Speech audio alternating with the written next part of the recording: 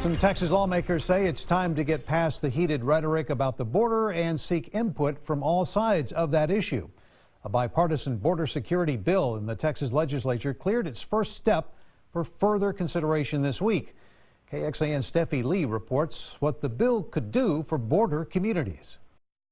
We are a safe community, but of course there are spots and that require special attention. Earlier this month, the State Affairs Committee heard about the needs of border communities. We all care about border security. We're trying to find that common ground. The Republican author of the bill says it can help strike that common ground. I figured instead of fighting over a wall, let's find out what the border Democrats, which are basically all the Democrats on the border officials, what do they want for border security? Democratic State Representative Pancho Navarez lives on the border. I don't think there's a feeling of not feeling safe on the border. Let's just start with that. But do we need to evolve in terms of how we secure our borders? Of course we do. Do we need to evolve in how we talk about immigration? Of course we do. This bill would create a border security enhancement fund outside of the general revenue fund. It consists of some state funding and grants, along with donations, and would address infrastructure. Eagle Pass has the largest rail port in the U.S. Laredo is the largest inland port in the world. We need flood control, and we need actual barriers for flood control, but we also want technology.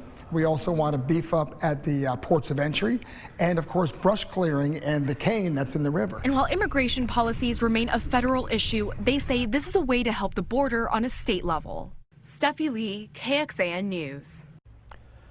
Under this bill, there would be a pilot program for the border counties starting next January. The pilot program would be administered by the governor's office, and it would provide grants using this proposed fund. The Trump administration has reassigned a large number of inspectors from U.S.-Mexico border crossings to deal with the surge of Central American families coming in.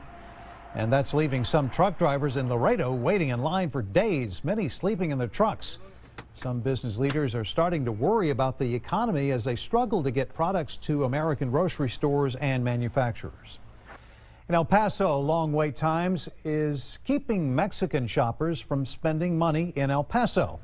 Sales tax accounts for 22% of the city's revenue. El Paso Mayor Dee Margo says if shoppers are not crossing the border to shop, it could force leaders to hike taxes or city resources would lose funding.